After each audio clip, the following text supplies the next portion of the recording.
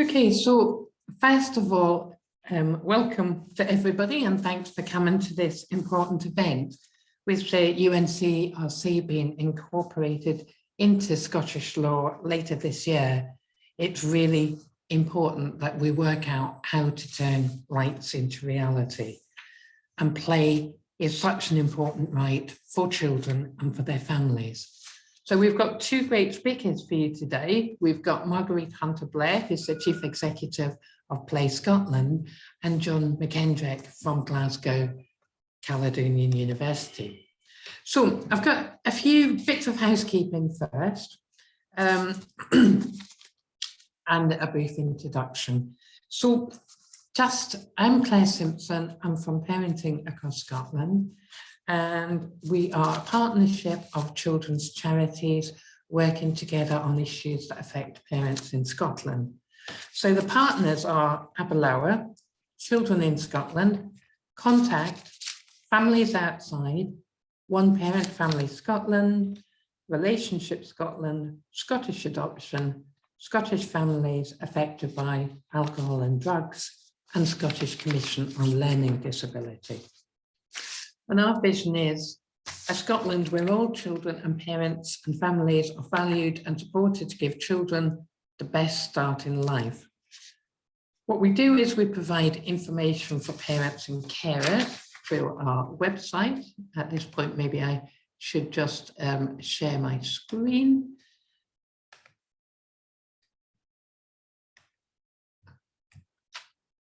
And just to, let's see, I should have moved this along. I'll do that in a minute, but we provide information for parents and carers through our website, and we gather information from parents via our partners about what they want and need, what issues are affecting them, and feed them back to government and other policymakers. And we also disseminate this via our webinars like today, via our e-newsletter and our social media. So, just to say on the housekeeping, I thought I'd almost forgotten it, but basically we have put everyone on mute. If you keep your videos off during the session just for the bandwidth. And you can put questions in the chat, or you can ask them at the end of the session and unmute yourself. And we will be sharing, this will be recorded and you'll be able to see it later. We will also share the slides from the event. So, just quickly, that's our website where you can find a lot of useful information for parents. @ScotParents is our Twitter handle, and that's our Facebook. We are hugely supportive of the UNCRC. I think that sometimes, and I believe erroneously, people can think that children's rights and parents' rights or responsibility are somehow in conflict or in opposition. But I think that excuse me, there aren't many UNCRC treaties that begin with the kind of words like these. I don't usually read out every slide, but in this case, I'm going to read this one and the next one because I think they're so important. The preamble to the UNCRC says, recognizing that the child, for the full and harmonious development of his or her personality, should grow up in a family environment in an atmosphere of happiness, love, and understanding. It places the child firmly within the context of the family and says, in the next slide, it says that the family should be afforded the necessary protection and assistance so it can fully assume its responsibilities within the community. Where possible, where it's safe to do so, the child should be with the family and the state should support the family. And that's in all sorts of ways, from family support to what we're talking about today, to give them information about how their child's growing up and what they need, and to provide the kind of infrastructure, the structural support, whether that's through relief of poverty or other things. I suppose there's an issue about both how much parents know about the UNCRC and also about how much they know about the importance of play. So Scottish Government has done some polling with Ipsos Murray about, sorry, I did have COVID like everybody else a couple of weeks ago, and now I still have a little cough from time to time. But I'm not going to speak for long, so that's okay. They did polling a couple of months ago, and this is the result of the polling. A lot of parents felt that they knew a fair amount about the UNCRC. Many agreed they had a good understanding. They felt confident that they could challenge, and people felt that their rights were not met. Sorry, I'm going to the more exciting slides. Well, I think one of the things that this hides is that people who are more educated or people who are more well off tended to know more about their rights and feel comfortable in asserting their rights and challenging them where they weren't met. Sorry, me on the keyboard, stop it. So what that means is that parents who really are perhaps the ones whose children are most likely to have their rights breached are the ones who don't know enough about rights and how to challenge them. So there's a job of work to be done. And just to say, in terms of this publication, this hasn't been published yet, but it's likely to be published in the next month or so. And we'll be certainly putting it on our website and sharing it through our e-news. We've been really involved with the UNCRC. I sit on the Strategic Implementation Board to bring forward the rights of families, or to the involvement of families and the awareness and so on. Has set up a group of parents' organisations to work on the UNCRC because we were concerned about parental awareness. As a result, this polling has been done, and as a result, the government has set up a parental reference group, which currently is composed of parenting organisations, but will also in the future include parents.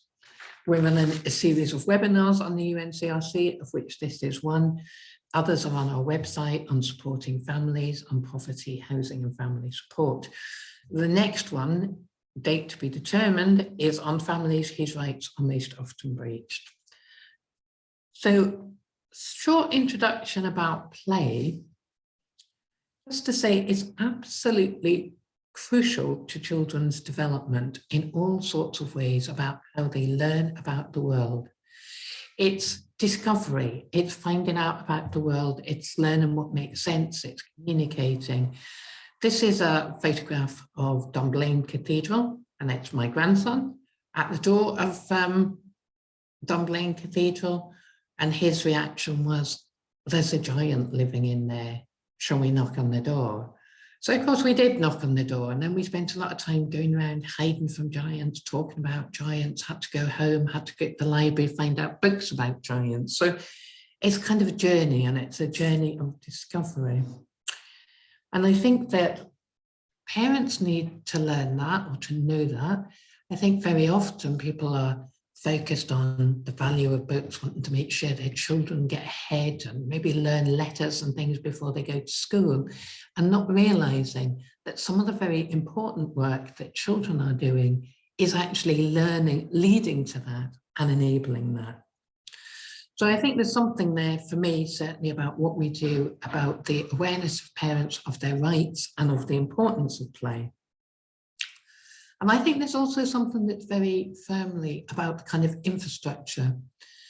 I was lucky enough to do Winston Churchill Fellowship back in 2015, in the days when travelling seemed altogether more normal. And I was in Sweden and in Norway and in Denmark. And I noticed very quickly, I knew I would forget some of my first impressions, So I wrote them down. One of them was, these people really like children. Another was, places are much more child friendly. And I suppose what I noticed going around the streets was there were far more play parks. There was far less traffic on the street. People were cycling. There were far more nurseries. Children were more visible. And some of the kind of ways of, I was saying to Marguerite earlier that I stayed in an apartment block in Oslo, and there were maybe about 3 lots of flats. And on the bottom of the flats, there was an early years set in a nursery. And quite a lot of residents of the block dropped their children off, and then you'd see them playing in the playground. And then, you know, at the end of the day, parents would come in and bring their children to the playground. So there's so much more we can do about places, I think, which I'm sure Marguerite will touch on today.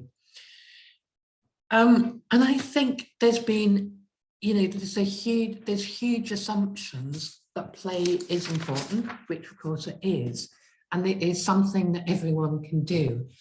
And I think there's a lot more that we need to do about enabling that. I was very, very struck during the pandemic, you know, living in a house with a garden, children going out to play, feels a very, very different landscape from somebody living on the 15th floor of a flat without a garden and perhaps with no resources for bus fares and so on. And just one final one, this was actually my grandson, the first day that I was able to get over and the play parks reopened. And there's a look on his face that's, I think, very happy to see other people to be in the play park, but also slightly puzzled. What a strange time it was. So I'll just stop sharing now, and I'm going to introduce Marguerite Hunter Blair. Marguerite is the Chief Executive of Play Scotland, which promotes the importance of play and works to create increased play opportunities for all children and young people. She established the Scottish Play Commission in 2007 and led the campaign for Scotland's play strategy and the statutory duty for play in the Planning Act. She's the chair of Scotland's Play Council Strategy Group and contributor in the book Play is the Way. After a career in community work in Belfast, Marguerite was Chief Executive of Play Board Northern Ireland before returning to Scotland. So it's going to be great to hear from Marguerite. Over to you, Marguerite. Thank you.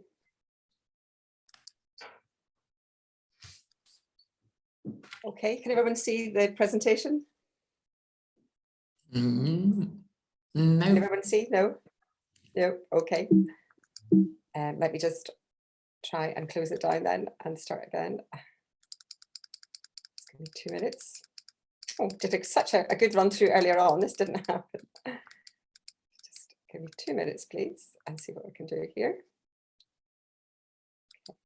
I'm going to go back to the screen share.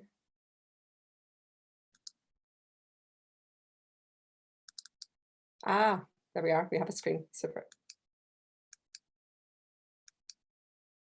Very good. Let's go back to the beginning here. Okay, success this time, yes. Can everyone see? Yes. Claire, can you see the screen? Yeah, okay, great, super duper. Okay. Yes. Oh, thank goodness. Right, welcome. So nice to be here. Thank you for inviting me, Claire, and thank you for that really interesting introduction and a number of really interesting points that will actually resonate with some of the points that I'm hoping to make today. But I love that idea of getting to the cathedral door and thinking what kind of size a person must live in here. It reminded me of one of the, is that the story about the giant Finn McCool, isn't it? And how they won the, all folklore, but very interesting and very playful. Okay, so here to talk about a very serious subject, very dear to my heart, play. It's a very, very serious business, as you and I agreed earlier on, Claire. So let's see what UNCRC is going to do to contribute to making the child's right to play a reality in Scotland, and what we as parents and people in Scotland can do to ensure child's right to play. So the context for play in Scotland is very positive. I once did a presentation like this about 16 years ago, and I had 2 wee lines on there. So a lot going on in Scotland just now about play. We've done a review of the National Play Strategy with a COVID context. We had, getting to summer last year, a health and wellbeing build back programme from the government, £20 million, and a further £10 million this year with an anti-poverty theme. We've got a lot going on about planning for play in place, and I won't dwell on this at this point because I've got a lot more to say about it later. We have play in outdoor play and learning, early learning and childcare. We've got a play pedagogy award about to be launched by Play Scotland, which is about a whole school approach to play pedagogy. Working with Public Health Scotland on developing a mental health indicator for play. I launched only last week the new statement on including disabled children in play provision, and I've got a few nice slides to introduce that to you later on. Very exciting, part of a planning group for IPA 2023 World Conference in Glasgow next year. I think it's 3rd to 6th of June, if it's not at 6th to 9th, but it's early June, first week in June next year. And obviously this year we also had the £60 million investment in Play Park renewal, which led to agreed principles between COSLA and the Scottish Government, and we were glad to have some input in these principles. So I'm just trying to move my bar so I can see my own slide there, thanks. So if I say 2013 was a really important year in Scotland for play, and we had the UN General Comment 17, which really unpicked Article 31, the child's right to play, for us. And it was really directed at the state parties and really outlined very succinctly, very easy read about what were the barriers to children getting to play, and lots of really helpful suggestions about overcoming these barriers, and talked about the obligations of the governments to take serious action to ensure children and young people's optimal health and well-being. So a very, very high bar that play can help us achieve. We had our play strategy launched then in 2013 for Scotland, our vision and action plan. The vision there was for life-enhancing daily play experiences for every child. So I don't mean 80% of our children, and I don't mean 90%, I don't mean 98%, 100% of our children have an entitlement to life-enhancing daily play experiences. The Planning Scotland Act now has a statutory duty in it. What does that mean? It means government has to do it. Local authorities, public bodies must do it. To consult on play sufficiency. Is there enough play opportunity, and is it good enough? And there's a duty in there of children's participation. And then that leads us on very nicely to last year, where we have our UNCRC and Corporation Scotland Bill. And this bid by the government to bring UNCRC fully and directly into Scots law. And an undertaking that the government will publish and review a children's rights scheme to ensure that the public bodies and other named stakeholders very quickly get up to speed. And I think initially there's talk of it being 3 years to get everyone up to speed on this.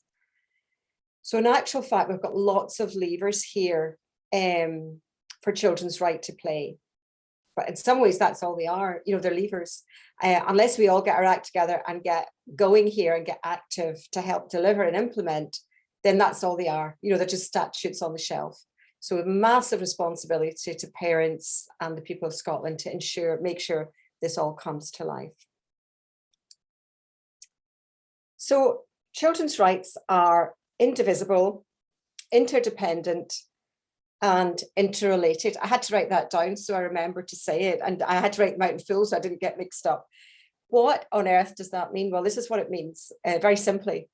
All rights have equal status. There is no hierarchy of rights. You can't enjoy one without the other. I love it when children say to me, oh, in school today we were doing all about children's rights, and the teacher told me the most important rights are, and I'll reel off 2 or 3 rights. And I always say to them, I'm so excited that you're learning about children's rights at school, but please tell the teacher there's no one right more important than the other. They all act as one big right together. And so it's really important to remember this. It's not that child's right to play is not as important as child's right to an education or a family life. All these rights ensure that the other one is met. We need them all working together in harmony. And we know that children need to play and survive and thrive. It's not that it's good for them. It's not that it's something nice for them to do while we're doing something more important. There is an innate need and a requirement for children to play and survive. That's why there's a right for it.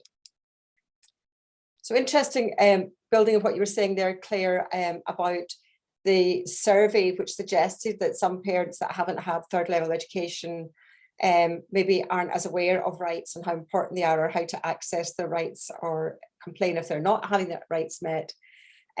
We know, and this is through work of John McKendrick, Professor John McKendrick, who's coming on next, but we know that play is a social justice issue, and this was borne out even more strongly during lockdown. And I'm just giving an example here where it talked about access to green and open spaces, that more people used more green and open spaces, but that didn't happen in all communities.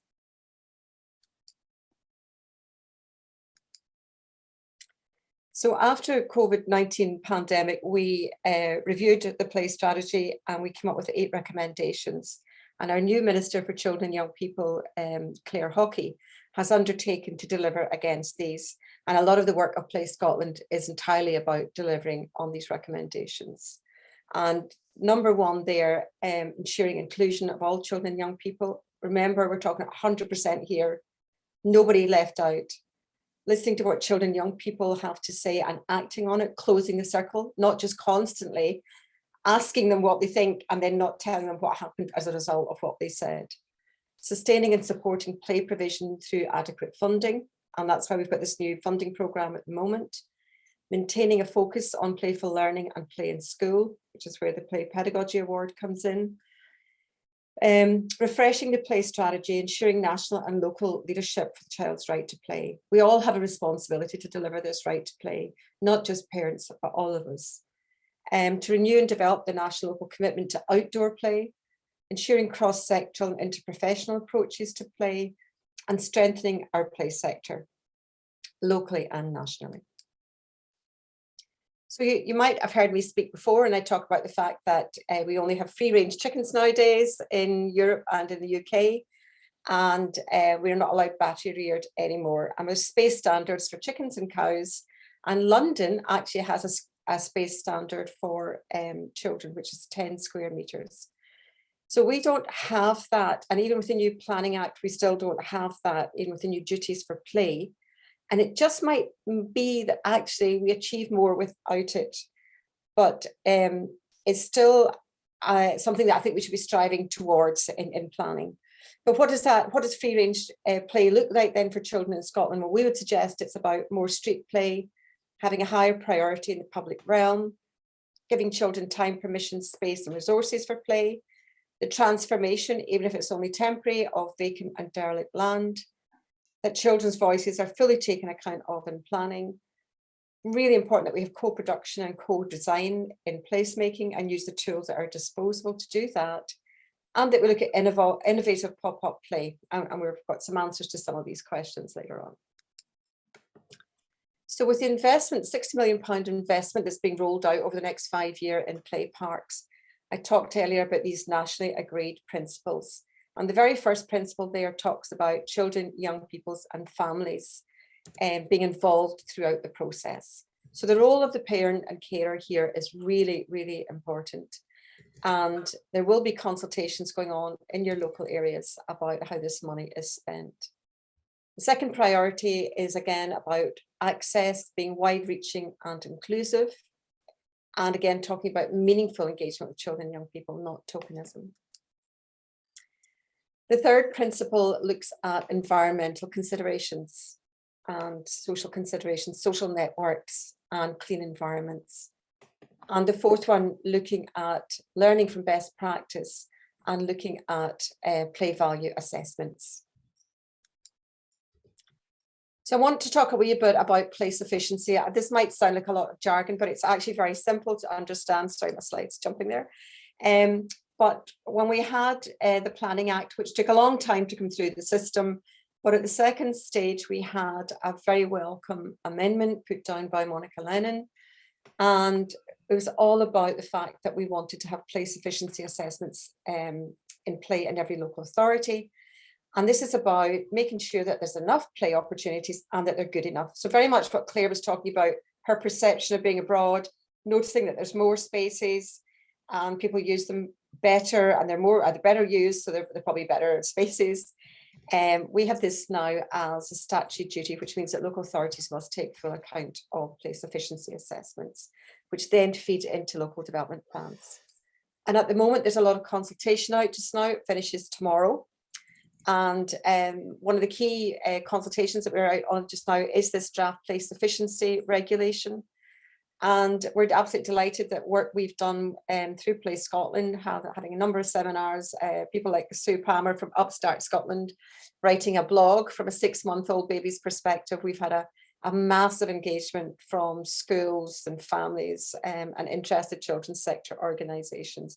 But what we're interested in is quality, quantity, and accessibility, which includes inclusive spaces. The other piece of legislation our regulation that's out for consultation just now and finishes tomorrow is National Planning Framework 4. And this is a really massive piece of regulation and guidance that's going to come into play later this year. And it really will frame planning for the next 20-25 years. So it's massively important. And this is where Sue Palmer's blog about how important this was from the perception of a 6-month-old baby really resonated with the sector. And if you only look at one section in this, it would be policy section 12, and very much talking about the creation of joyful environments and places for all of us to be in, and more playful spaces. So one section there that's very specific about the key qualities for environments and joyful, healthy environments for us all to benefit from. So Place Scotland was involved with a Place in Childhood and the Scottish Government in developing place standard tools. And there's been a big revamp of all the place standard tools. They're not all up in the new site, but there will be this children and young people's version, and there will be a design version as well.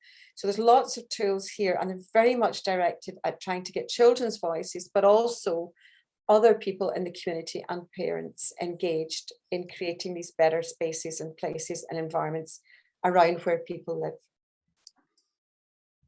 And these are just some ideas of what we can use the tools for, and obviously the starting point for place efficiency assessments and these local development plans.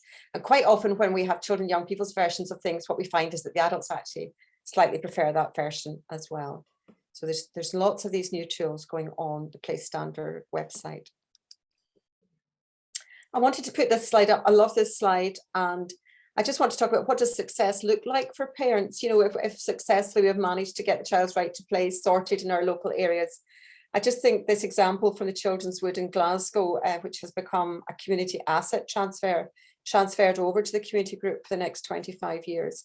But what's going on in that space that they managed to save at one stage from housing, and at another for being an outdoor nursery where only maybe 16 or 32 children might benefit. Well, I'd say there's playful spaces there for everyone in the community. It's a huge intergenerational project, including beekeeping, and a few slides here of, you know, a young boy giving the Queen when she visited a jar of honey made on the site. So when we get the child's right to play right, what we tend to find is we have much better environments for all of us to play in and thrive. Last year, Place Scotland did a number of action research projects as part of the Get Into Summer programme funding. And all directed very much at children and families and schools, and trying to get people involved, I call real people involved, not all the stakeholders, but trying to make it simple and easy for everyone to get involved in delivering the child's right to play. And we've lots of fantastic resources on the website. One of these tools in particular is about Playful Streets and supporting play in the community, and lots of different examples there for parents to get involved. There's no one size fits every community, as we know, but there's lots of different ways of trying to get more play onto the streets in and around where you live. I just want to quickly run through this new statement that came out last week. A joint statement by the UK Play Safety Forum and the Children's Play Policy Forum. So that includes the 4 children's organisations across the UK. It also includes the industry body, Association of Play Industries. They're the umbrella body for all the private equipment play providers are housed under there. And to have their support for this is fantastic. And the May Murray Foundation, where we had an experience-led parent to help shape the statement for us. So the statement was about including disabled children in play provision. And if you just remember what I was saying a few times through this presentation, we're talking about 100% of children, not 99.9, not 98%, not just the children, you know, that we know about. This is for every child. One of the challenges we've had is that the terms accessible and inclusive get used interchangeably. I put my hand up, I have done that so many times in the past, but they don't mean the same thing, and it's not the same offer then for children. So what do they mean? Well, an accessible play space is a place which is barrier-free, allows users to access, move about, children to play together, but recognizing that not every child of every ability will be able to actively use everything within an accessible play space. So we always have to have the ambition of accessible play spaces, but we also have to have provision of inclusive play spaces. And what is the difference here? Well, to have a truly inclusive play space, we need supporting infrastructure. We need car parking. We need toilets. We might need toilets with lift hoists. We need to really look at the infrastructure that parents and families are telling us they need to make the space truly inclusive, so they don't have to drive on past the play park and say to their child, this play space is not for you. Or they shouldn't have to travel across the country to get to one. So the key statement messages that we had was this hugely positive and solution-based focused attitude, and making adaptations that are needed as they're needed. The second one is to recognise that children and their families want play spaces which include a range of features. So they don't just want the roundabout that the wheelchair can be attached to. Children love that feeling of air in their faces, speed, sound. So we need to create a range of opportunities. And we need a range of high to low risk and challenge. We can't be just doing things at the lowest threshold of risk and challenge. All children deserve to be able to enjoy play spaces that work for them and their families near their home, in and around where they live. That's the barrier. That's the bar, sorry, that we're trying to set here. And the big barrier that we're trying to overcome is to say, oh, there's so many across Scotland. Well, that's not good enough. And quite often it's not good enough just to have one or two in a local authority. And again, reiterating what I've said earlier about this emphasis that we need on participation, co-design and co-production to get things right. So a very important statement, and hopefully this will help parents who are maybe campaigning and arguing for more inclusive play spaces to really help make the argument and the case for that. So just finally, I've put up a few of the resources that we have on the website. We get about 60,000 a quarter at the moment going through the website. The resources are downloaded around the world, actually. So please don't hesitate to get on and get in touch with us if you feel there's something we can do to help you as parents deliver the child's right to play in Scotland. Thank you.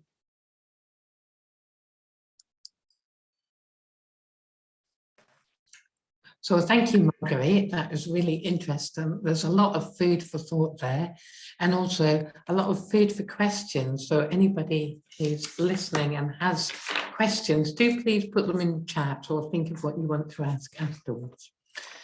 After Marguerite, we've got John McKendrick, who's from Glasgow Caledonian University. And John's research interests span the studies of the provision of environments for children, children's use of space, children's play, and child poverty. He was on the board of directors of Play Scotland from 2007 to 2017. He's written several research reports, including school grounds in Scotland, local authority play provision. His earliest work in the field of play was the business of children's play, which was an examination of the commercial provision of play space for young children in the UK.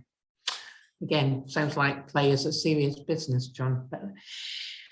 He has presented widely to a number of organisations and audiences on play and has written widely. But more importantly, he's dad to Lauren, Corin and Morven, and granddad to Finn, who's 3, and Shay, who's 3 months old. He's also the co-director of the Scottish Poverty and Inequality Research Unit in the Scottish School for Business and Society at Glasgow Caledonian University. So looking forward to hearing from you, and over to you, John. Thank you very much. Now, I've just realised that that bio I sent you is slightly out of date. Finn is now 6 and she is now 3. They would be abhorrent if they realise that Grandad has got them 3 years out, because years mean quite a lot when you're that age. Absolutely delighted to be asked to come along and speak to you this afternoon. And it's, of course, it's about rights in the future of rights and play in Scotland, and very much reiterate a lot of what Marguerite would say, but maybe present some challenges as well, some of which were picked up on very early on in Marguerite's presentation. So I certainly won't cover any ground that Marguerite has. It's quite an impressive amount of progress that Play Scotland has made over the time. I can remember Play Scotland before Marguerite, which is a long time ago, and the amount of work and the resources that are generated in Scotland by Play Scotland is quite something to behold. And it's a very different organisation now than it was many years ago, which reflects the status of play within Scotland. There is certainly a good news story there to tell, but more to be done. I'll briefly mention about the right to play, the history of how we've got to where we are. I'll say that the good things about play, how it means many different things, but raise a few challenges for us to consider this afternoon with regard to rights in play in Scotland, and then come back to something that Marguerite had mentioned, the 60 million investment, which is also packaged as being part of Scotland's anti-poverty actions and Best Starts, Bright Futures. So play in Scotland then. This is what we have signed up to. This is the vision we have for play in Scotland. It might be getting refreshed, but it's already something that's aspirational. It's already something worth working towards. Wanting Scotland to be the best possible place that it can be for young children, but realising that play is absolutely central to achieving that. That's the vision for play in Scotland. It's integral to a Scottish childhood, and therefore has to be valued, it has to be daily, and it has to take place in many different places, which is not an insignificant undertaking or an aspiration to achieve. It's actually quite demanding. Trips off the tongue, but it actually means a lot of different actions by different people. But it's worth working toward, and I'm sure I don't need to convince anybody in the room, the virtual room, about the importance of play and the value of the vision. But this is how we got here in terms of rights, and it's not something that happened overnight, and it's not something that happened in 1989 with the UN Convention of the Rights of the Child. It's something that happened over a long period. Rights to rest and leisure, not play, but rights and leisure were first articulated globally back in 1948. Then more specifically in the Declaration of the Rights of the Child, one of the articles made a reference to play and recreation, paralleling play with education, interestingly, at that time. The International Year of the Child in 1979 presented an opportunity, and the International Play Association made its Declaration on the Rights of Play, which I think positioned play in a strong place, that when the UN Convention on the Rights of the Child was finally agreed 10 years later, then play obviously had its own article in Article 31. But since then, there's been other important declarations of the right of play. There was, in 2013, almost a sense of disappointment that what had not been achieved with the Article 31 being part of the UN Convention of the Rights of the Child. A call to arms, if you like, to do more in terms of play. And then last year, the UN Committee on the Rights of the Child made reference to play in its COVID statement about the experience of play in the COVID times. So it's not an overnight, it's not a one-off, it's something that's been developing for a long time. It's very much part of that global agenda. And it's one in Scotland, of course, that we have picked up on that global agenda. So what about this play, this thing we call play then? Well, in one respect, it's many things to many people. This then is familiar, I'm sure, to many of us in the room. It's Bob Hughes' taxonomy of play types, and it shows a whole range of ways in which play impacts and touches upon children's lives, excuse me, to a greater or lesser extent in different contexts. Some might not necessarily be comfortable with all these forms of play, but what it presents in is a sense of play as many different things to many different children in many different contexts. all of the different types of play that Bob Hughes outlined, which, if you like, and this is by the Strong, an American organisation, is also articulated in terms of benefits for child. So those different types of play articulated by some of the benefits that children get from play. Now, we could contest, academics might question whether or not this is the best way to describe the benefits, but it gives us a sense of the range of ways in which play is understood to be beneficial to children in terms of physical development, emotional development, social development, cognitive development. Again, it seems to do many things, this thing that we call play. But here's the first problem. The right to play, unequivocally, in and of itself, just simply for being, says that play is something that children should have access to. We don't need to articulate the value of play in terms of cognitive development, physical development, social development, and emotional development. If we believe in the right to play full stop, then in and of itself, play is something that should be provided for children without having to articulate this additional benefit and value. Now, that's a tension. That's a tension, I think, that the play sector constantly grapples with. It's a tension, I think, that the public purse sometimes have difficulty with. So this idea of a right to play is something that's often conditional. Well, there is this inalienable right to play. That's what the UN Convention states. The way in which it's sold, the way in which it's justified in terms of public expenditure is not because it's an inalienable right, that's something that children have the right to do. It's that children can do this and they gain from it in these ways. So it's a conditional benefit that's used to justify play and investment, not actually the universal right to play. So the universal right to play is not straightforward in terms of public purse and public investment. There's a tension there, as I say, between an inalienable right and instrumental benefit that comes from play. I think we also should acknowledge, and I'm delighted to hear Marguerite saying that total commitment that play is for all children, not 99%, not 1%, but play is for all children. But I think the reality is at the current time, that's not the way in which we tend to rationalise play. We tend to present play as being for some groups rather than others, for some groups of children rather than others. There's a tendency from time to time to see play as being something that's particularly important for disadvantaged children or for particularly challenging times such as the COVID times. So that investment that I'll go on to talk about is in part of Best Starts Bright Futures, is this assumption then that children from families with poverty, which is of course something that was talked about earlier in the series, the Parent Across Parenting Families series, was understood to be a particular benefit for a group of children. And I think there's maybe a way of thinking then that the kids that will really benefit for play are the kids from the very poorest families. Now, I don't disagree with that. I'm not saying that play won't be beneficial to children that are most disadvantaged, but I think it sends out a certain mindset of what play is. That play is somehow a compensatory mechanism for something else that's going wrong, and that play isn't in and of itself something that's wonderful and valuable and will benefit all children. So I think rather ironically, this association with play for the disadvantaged, be it times or places or children and families, it works to the disadvantage of the more advantaged children that are not. The value of play for that segment of the population, I think, is undervalued. There's also a sense from time to time that communities are resilient against play, and particularly what others might perceive to be antisocial play. Now, this is quite challenging. That is undoubtedly the case that in some communities, the nature of play, and we tend to associate this with young teenagers rather than young children, is something that seems to present a community problem. Now, there's probably extreme cases where the play and leisure activities of a minority of children are antisocial, are unacceptable and have to be curbed.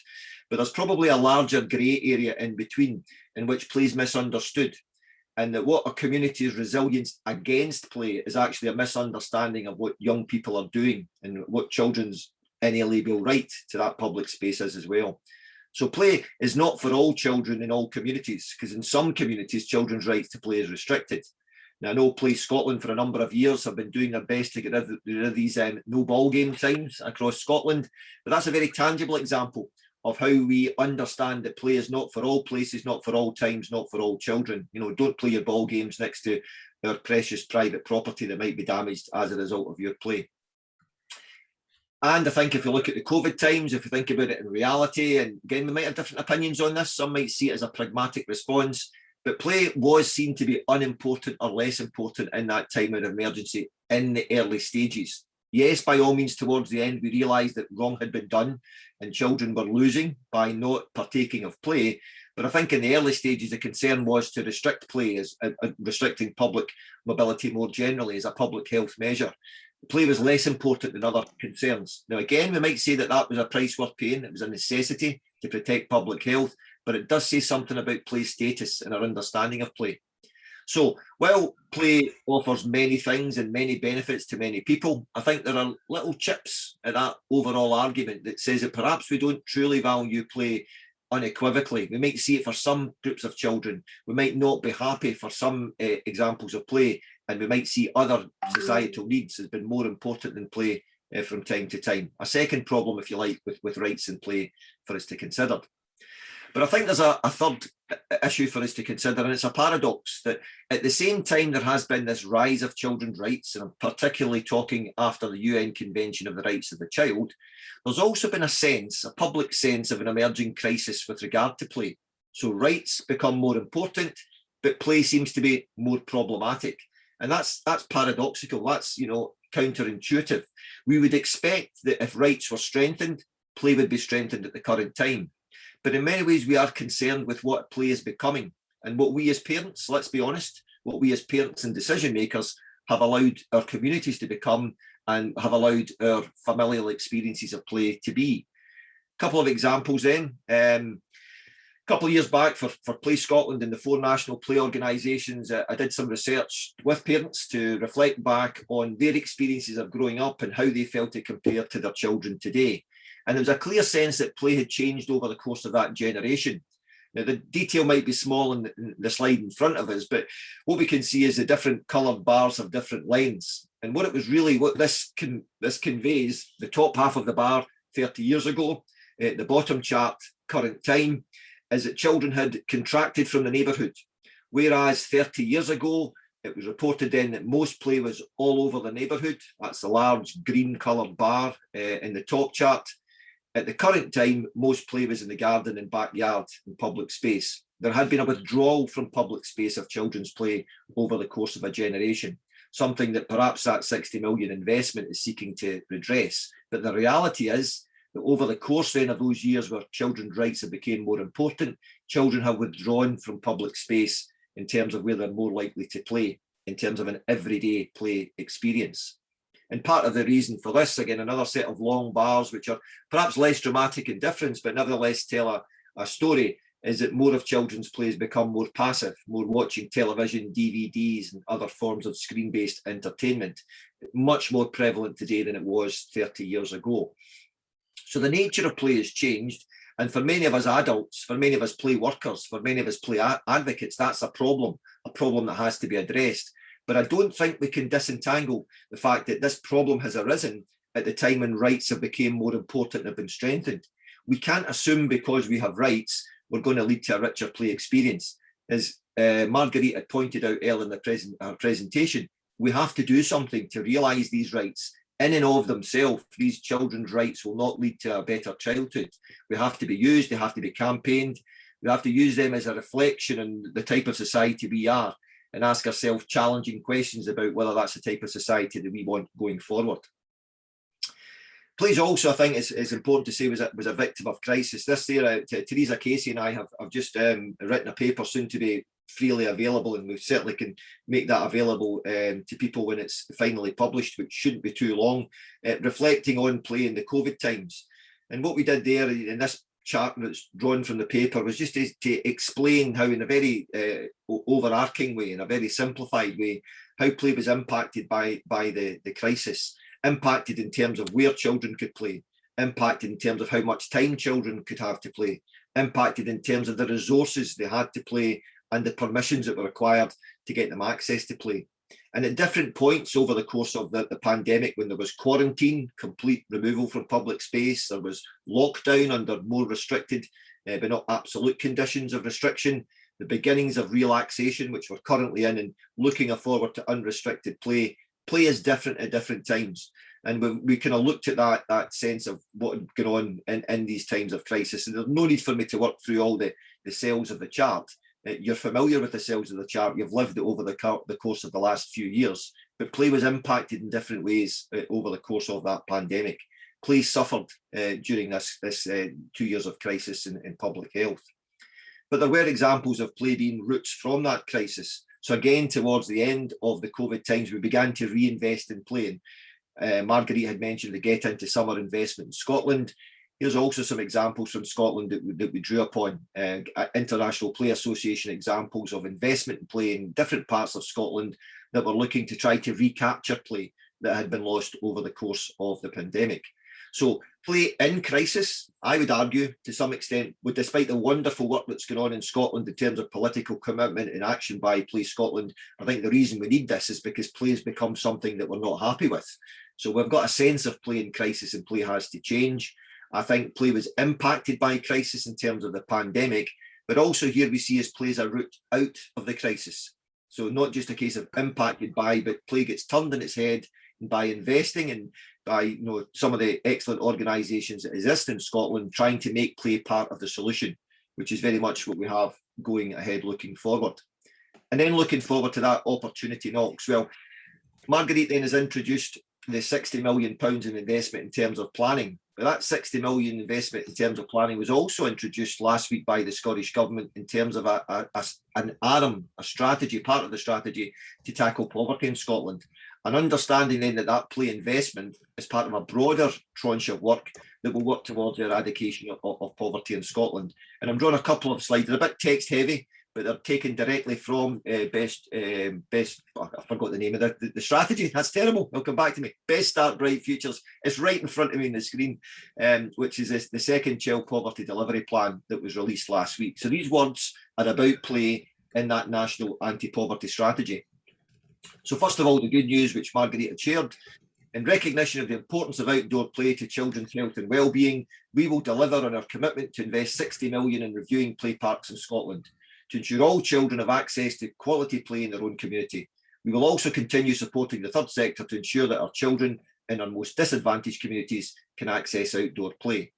So clearly, as part of our anti-poverty strategy, the thinking behind this £60 million investment is that there are some kids that really need it. Yes, it should be open to all, but there is an understanding then that investment somehow should work hardest for the very most disadvantaged, and that the purpose of that investment is to improve health and well-being. So again, it's the instrumental value of play rather than the inalienable right to play. It's using children's rights in a particular way to skew investment. And here's a more challenging point, reflecting back on the Get Into Summer investment of last year, which of course we know has been rolled over into investment for this summer. This is drawn from one of the annexes in the report, which is evaluating the impact of work that's already been used to tackle child poverty in Scotland. And I've highlighted the two key parts that I want to emphasise. One of the objectives was to offer additional opportunities for children who'd been disproportionately affected. That is, low-income households and those at higher risk of experiencing poverty. So from the government's view, that Get Into Summer investment of 2021 was particularly to impact children from low-income households and at risk of poverty. And the last point drawn from the independent evaluation, there was limited evidence of how the Summer of Play programme impacted in child poverty specifically, although it showed that while efforts were made by partners to engage with children from low-income families, actually families across all income groups benefited from the programme. Now, I wouldn't argue that all children benefit's a problem. All children get access to play is something that's good. And the point I made earlier in the presentation that in some respects, the children that really need to benefit from play are those whose lives are over-controlled, and those from perhaps the more affluent backgrounds that maybe get less opportunity to engage in unrestricted play have a lot to benefit from that.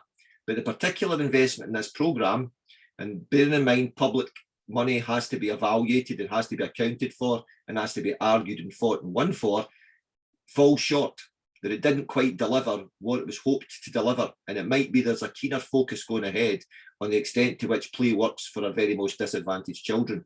So while that £60 million of investment is fantastic, I think we have to be aware of what's required of that £60 investment and be able to make the case for play going forward. Another challenge.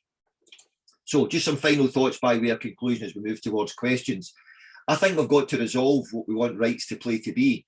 And it's a difficult challenge. Are we arguing simply it's the right to play, full stop? That's what the UN Convention of the Rights of the Child say. It says children should have, that's what we argue for.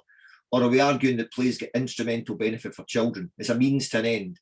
It's a means for children in the early years of their schooling to gain more over the long term by not coming into a hard, let's get literacy and numeracy learned from day one in primary school, and P1 is a softer introduction to play, the way to nurture children and allow them to grow at a pace that's fit for them. These are big debates we have to have. We have to understand what it is we want from rights. We can use those rights to strengthen the case for instrumental benefits, or we can use those rights to say it's children's right to play. Regardless of what we say they've got a right for it, we need to provide it full stop. And I think that's a challenge that we have to face. And it might be horses for courses. It might be that we use that argument in different ways at different times. But I think we have to be alert to the way in which we're using the rights argument when making the case for play. But I think the point that Marguerite made very early on, and I strongly believe that rights are not enough, that the excellent rights we've had that have become a tool, and we have used that tool very effectively to make a case for play and make a case for other rights for children to be supported, but they are not enough in and of themselves. They have to be used. Parents have to use these rights. Others of responsibility in terms of managers and public resource allocators have to take cognizance of these rights and then make them work for the benefit of children. Words are not enough, actions have to follow from the rights, but the words of the UN Convention of the Rights of the Child provide an opportunity if we're prepared to grasp it. And then selfishly, how I would see things, a couple of aspirations. I would like to see some of that 60 million investment or been part of the transformation of some of our most disadvantaged neighbourhoods, turning them into rich affordances for play. I was really fortunate when I grew up. I grew up in a neighbourhood called Pennyburn in Kilwinning. It's part of Irvine Newtown. It's widely assumed to be one of the most impoverished parts of Kilwinning, and if you look at the Scottish Index of Multiple Deprivation, it's an ever-present feature in the list of Scotland's very most deprived areas. But when I grew up, the whole estate was littered with little pocket places, not parks, but pocket places that facilitated play throughout the neighbourhood, not big high-end parks that people would travel in their cars to visit. It simply was a neighbourhood that was designed for play. Forts, some of them concrete that maybe have lost their appeal through time. Lots of little tiny incidental places which encourage you to be out there in that neighbourhood.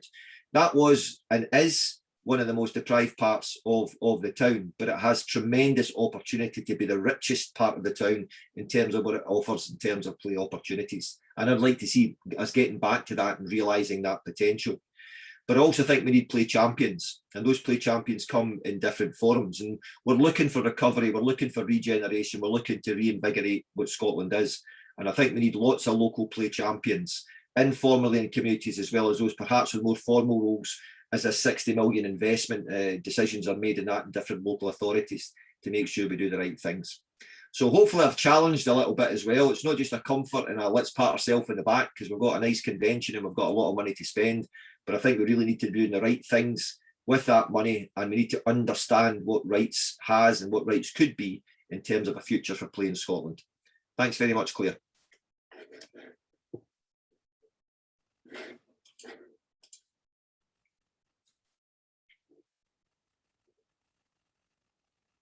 Unmute myself, right.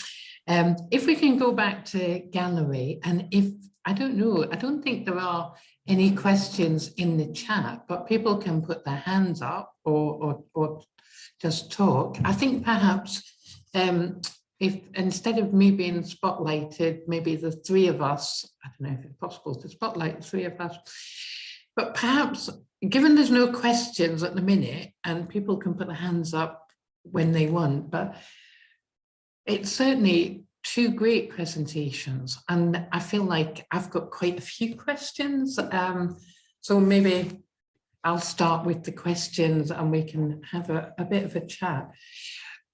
I suppose, I don't know where to start with my own questions, actually. I was really interested, John, in what you said about it being a kind of compensatory mechanism in terms of poverty. And one of my feelings is that very often when we talk about poverty, we do a lot of compensating for disadvantage rather than addressing the root causes. And I wonder how you think in Best Start's Bright Future, perhaps that's going to change where play plays a part and where we need other mechanisms or they work together. Yeah, I think it's really challenging because I mean, it doesn't surprise me that the independent evaluators found it very difficult to see what the direct impact was of play on poverty. I mean, play doesn't put more pounds and pence in a family's pocket. And that's the metric that we tend to use to ascertain whether families are living in poverty or not. But what play does do, play provides a richer family experience. And I think we're not as good in Scotland at articulating that and properly valuing it as well. I mean, what we want to do is eradicate poverty. That's what we want to do. But in the here and now, we also need to make sure that children's lives are as rich as they possibly can be. So yes, there has to be work that's prioritising tackling poverty, and there is. But at the same time, we have to provide opportunity to the most disadvantaged so that they have a good quality of life as lived at the current time. And I don't think we articulate that clearly enough. I think we just expect that all anti-poverty activity is about reducing the number, but it's got to be more than that. And I think it's got to be quite clear about what it's contributing, how it's enriching children's lives in the here and now, providing purpose, providing opportunity. You're providing families with opportunities to interact in ways that might be otherwise difficult. Please get a lot to offer, but I don't think it's really well placed just now, or hasn't quite managed to tell that story effectively. Can I just add to that the programme last year was a universal offer. It was for every child, every family to have fun and reconnect with family and friends. And that came out of direct consultation with children and young people by ourselves and many other partners. We were never asked to make a targeted offer. And that's been applied with hindsight. And what's happened this year with the money is that it's a very targeted offer around childcare, and it's an adult programme. It's to support families back into work, parents to work.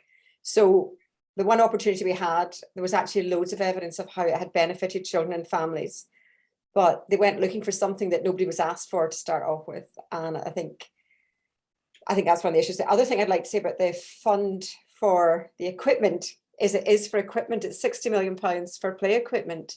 And we know that one of the things that really contributes to playgrounds and spaces becoming accessible and inclusive is design. But the money can't be used for design because it actually says in the measure the word equipment. So, and they also know that it's not enough money. So again, the whole thing's being rebadged. That money was launched, 10 million of it's already spent. So for it to suddenly appear last week in another measure is ridiculous, but sometimes that's what happens. The same money gets announced over and over and over again. It gets rebadged to suit the policy areas. So play is a victim to that as much as other initiatives are as well. And the best thing I feel that we've got out of the 60 million is the fact that we do have these agreed principles. They could have been a lot stronger, but they could have been a lot weaker. So we've got principles agreed with how the money should be spent. But just to remember that it is on equipment, and yes, it will now be targeted in areas of need, I suspect, because everything seems to be getting badged like that at the moment, rather than creating new money to sort the anti-poverty strategy. They're obviously rebadging money that's already been released or about to be released. So we're just part of that, and it's the politics of play that make it really difficult. And I think it's really welcome that you're writing articles on it, John, and things like that, and Teresa, because it moves on very quickly. And I mean, I remember having the fight between when pubs were getting reopened, and there was a big stramash going on in the papers. The pubs were supposed to reopen, they didn't reopen. And I was sitting going, why are the pubs, is it a right to go to the pub? There's a right to play, but there's no right to go to the pub. Well, why are we not doing the right to play, Joe? So I think we have to get political. It's not something a lot of us are very comfortable with, but it's a role we need to take on. And I think when we get academics like yourself, who are quite objective, rather than some of us that are tied into constructive criticism because we benefit from funding from government, it's really good to have the objective, constructive voice out there. It's good.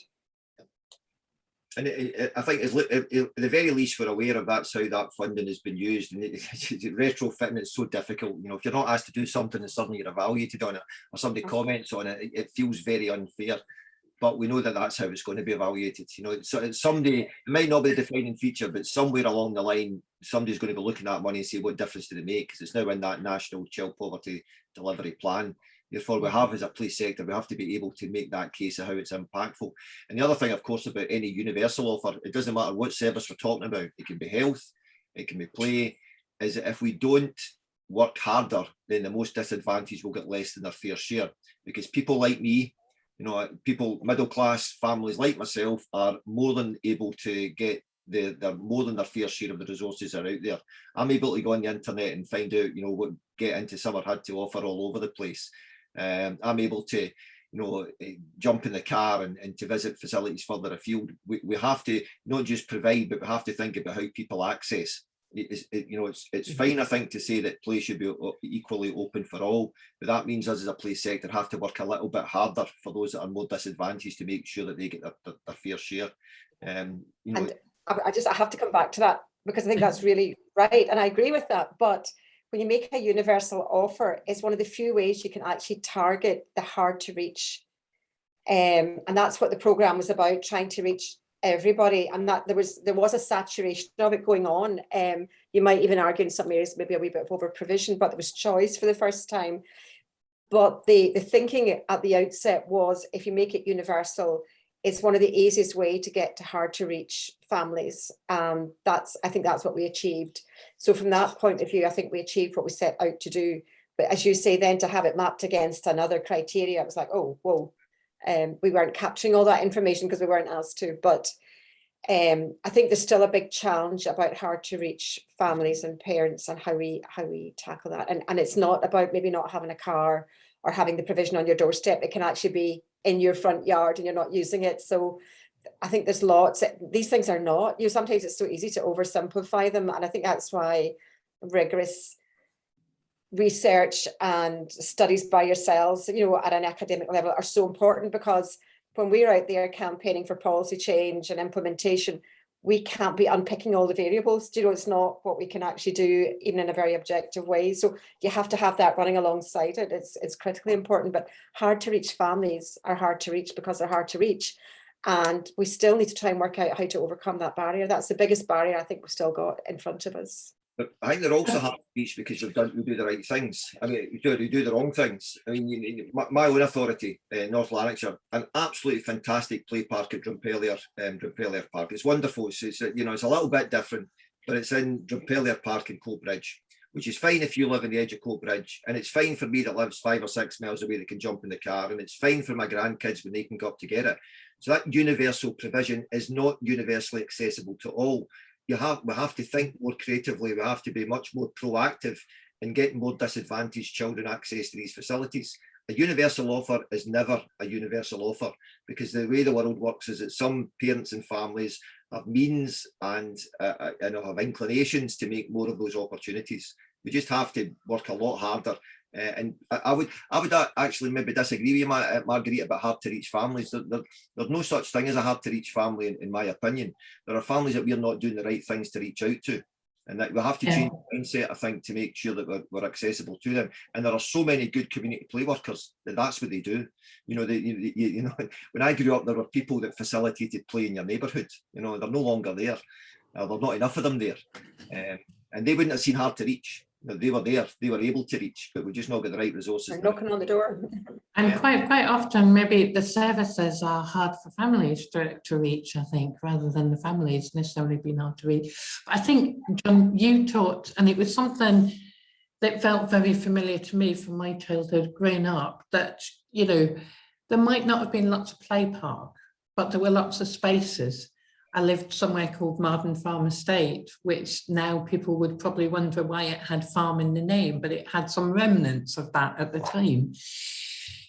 And I think, you know, there's a big thing about play parks, and I'm not dissing, they are important, but actually it's the space all around you. So when you were talking, Marguerite, about planning framework, and it's really difficult. I mean, there's so many bits of policy that are so siloed, but we're talking about the need for houses.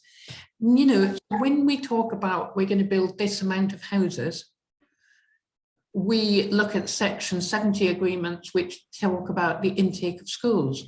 We don't look very much, for example, about, well, at all, in my experience, of early learning and childcare settings. And I know, you know, what the work that you've done will enable them play parks to come into that, but it's about that whole environment being more.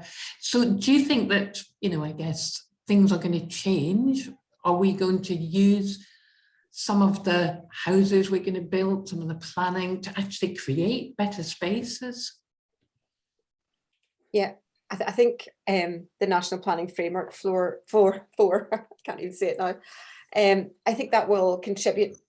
The guidance and regulations that will go along with that will really help. And this mantra of creating livable places, 20-minute neighbourhoods, addressing the barriers, this will all help. But what we really need is families and children, when they get the opportunity through the local authority to respond to the place efficiency assessments, not to be giving answers like, yeah, it's fine, but no, it's not fine, and this is what we want, and this is what we would prefer, this is what we'd like, you know, and that to be taken account of. And that then feeds, there's a duty for that to go into the local development plan, and that's where it all starts to make the difference.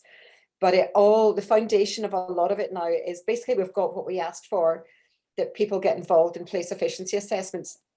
All that work is for nothing if people then don't get involved, you know, and you don't need to be negative. You might like what you've got, but want more of it. You might want tweaking, you know, but it's just about, we've got to the stage where people can be asked. So please respond and see what it is that you would like. And that should help with new developments as well as sorting out old developments and redevelopments. So yeah, and I think it is about looking at what we've managed to do in the place efficiency draft regulations is extend what we mean by parks. So I just want to clarify as well, Place Scotland never lobbied for the £60 million fund. We wouldn't do something like that. That came up as a party manifesto, and the word equipment was embedded within that manifesto.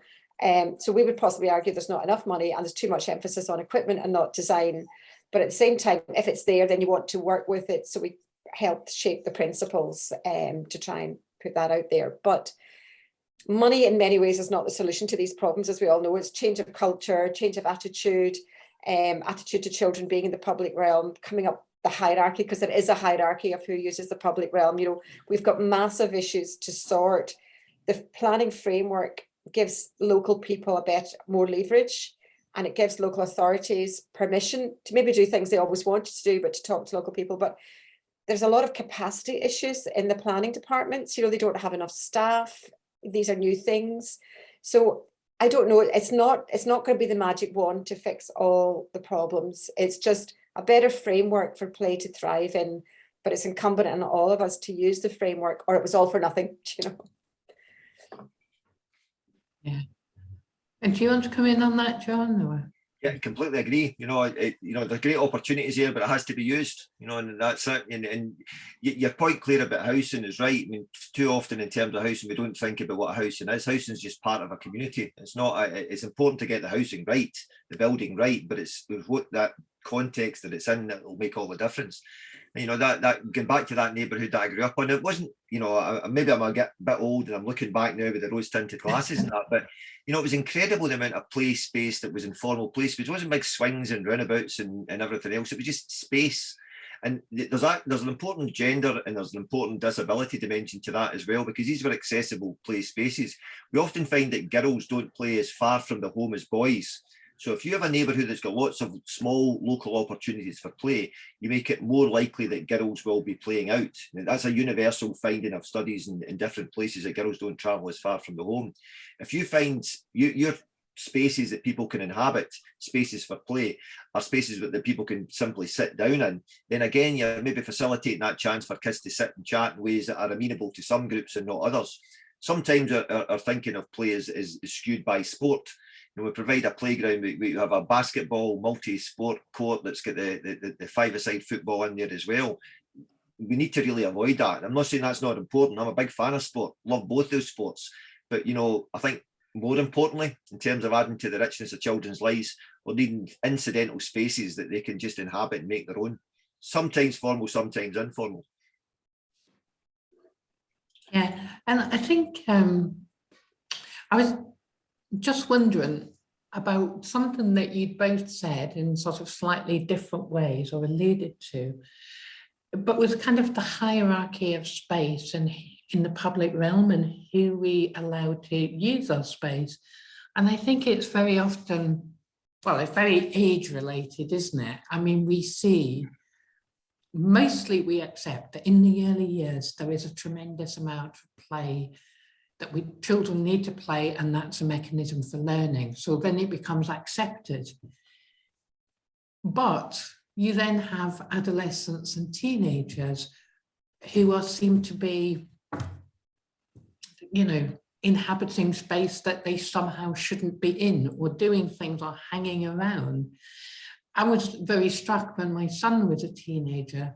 I had friends who were quite middle class and had a big room that was a playground, or you know, not playground, a sort of basement where everybody hung out. And other parents who didn't have spare bedrooms, spare space, and the kids would hang out in the park because that was the place they had to. And to be honest, I don't see why they shouldn't really, but there was a perception. And, you know, I remember I live in Edinburgh, and I went along to the community council. There was a proposal for a skate park. I've never seen anything excite so much, you know, outrage really, apart from student housing. But yeah, so I don't know, what is it about the age-related thing, and how can we get over that? How can we change that? I think that we misunderstand teenagers as well. I mean, let's not pretend, let's not kid on. In some cases, teenagers are problems. I mean, that neighbourhood that I referred to, Pennyburn, teenagers torched a play park, which led to significant local anger at what teenagers were doing, and it led to play parks getting rebuilt. But these two play parks in particular, they torched it, and that's something that there's a degree of antisocial behaviour associated with some, let me emphasise, some teenagers out there. But the problems there are not the play park, it's not the skate park that's provided, it's that we're not dealing with those kids' lives in ways that, you know, need to be understood. You know, there's not the youth work framework that's adequate enough, or there's not the social support that's adequate enough to enable these children not to feel motivated to set alight to a play park.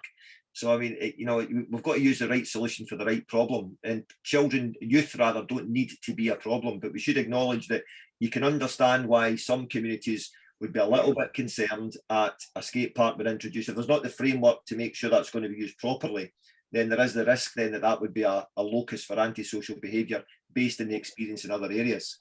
I feel slightly uncomfortable making the point, but I think we have to be realistic as well. It's also a waste of public resources, you know, that if you're going to invest in a play park that's going to be torched 2 years later. So you need to deal with some of those fundamental threats and problems that are there as well.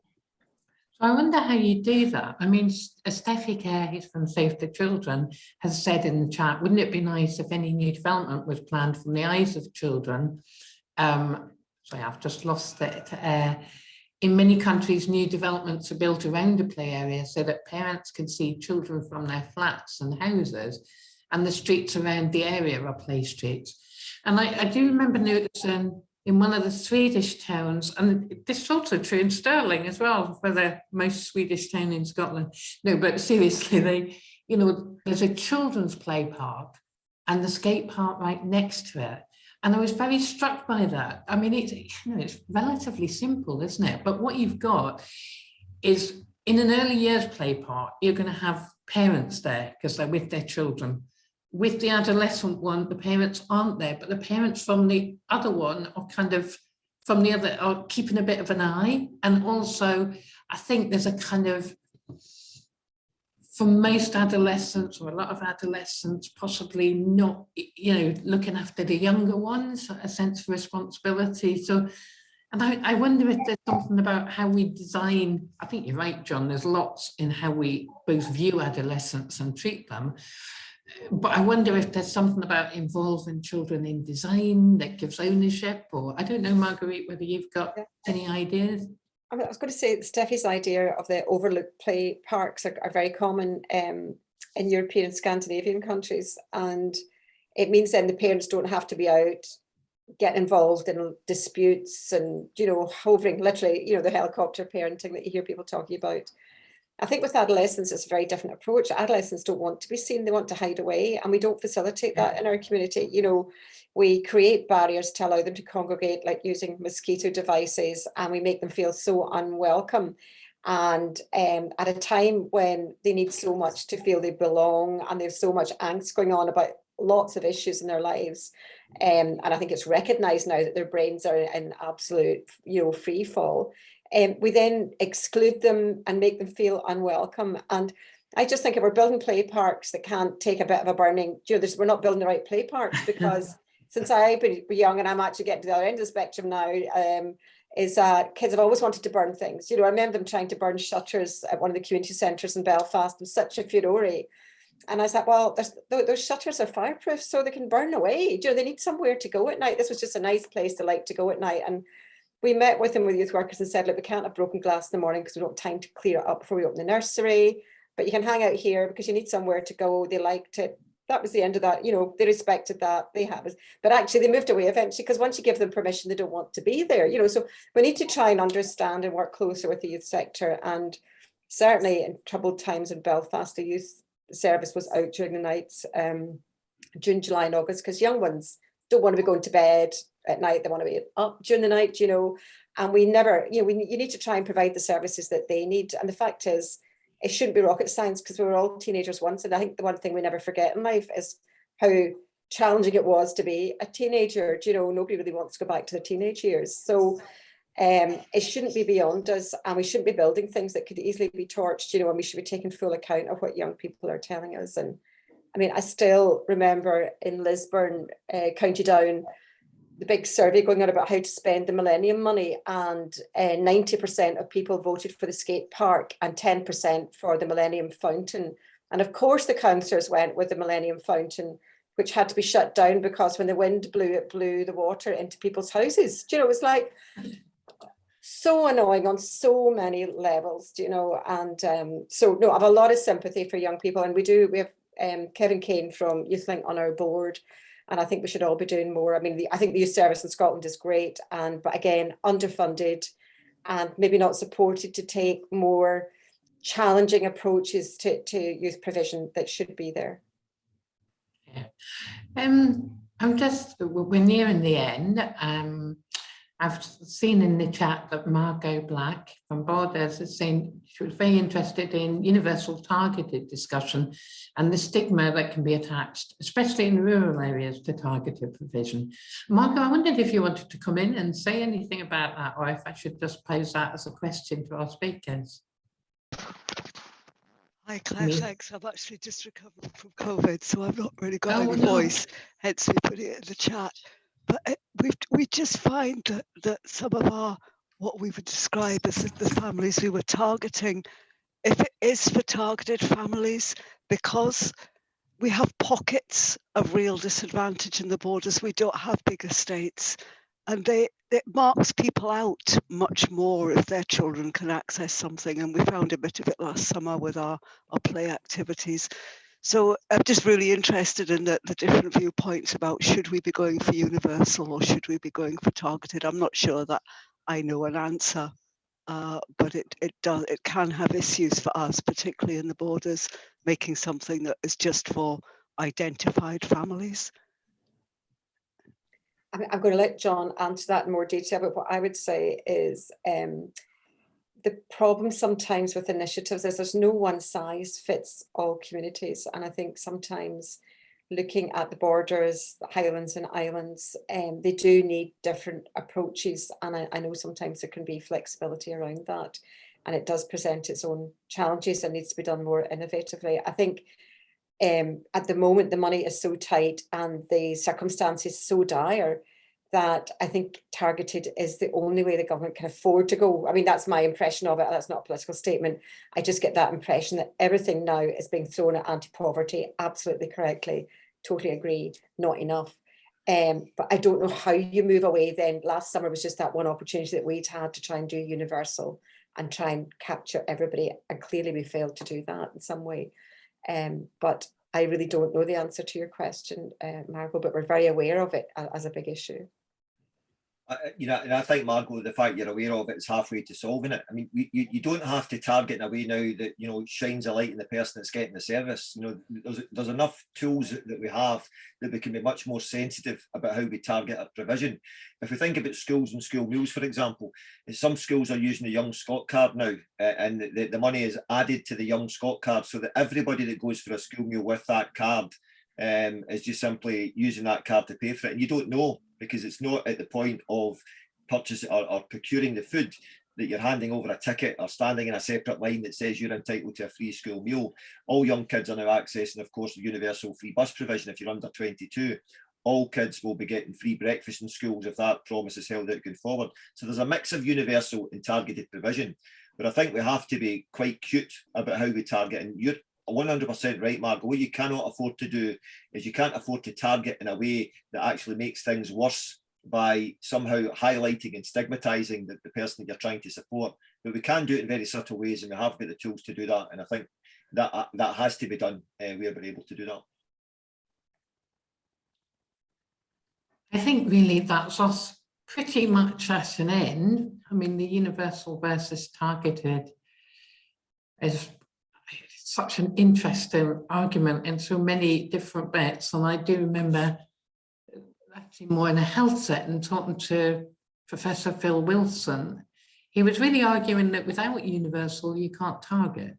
I mean, if you can't identify who your target audience is, and I always think that's quite an interesting point. But on this, I think we're nearing the end, and we've looked at the right to play and how I think in itself it's not enough, but hopefully with UNCRC incorporation, taking a child's right to impact assessment on, you know, so many different policies, what I would hope is that that is going to affect how our neighbourhoods work, how housing is, how we look at anti-poverty measures, and how we look at play, because it has to be all those things working together. The right to play is an inalienable right, and it's a right for all children. But in order for that to happen, the infrastructure needs to be there, and also the knowledge of parents and of practitioners. So we will be sending the slides around. We will be sending a link to the recording.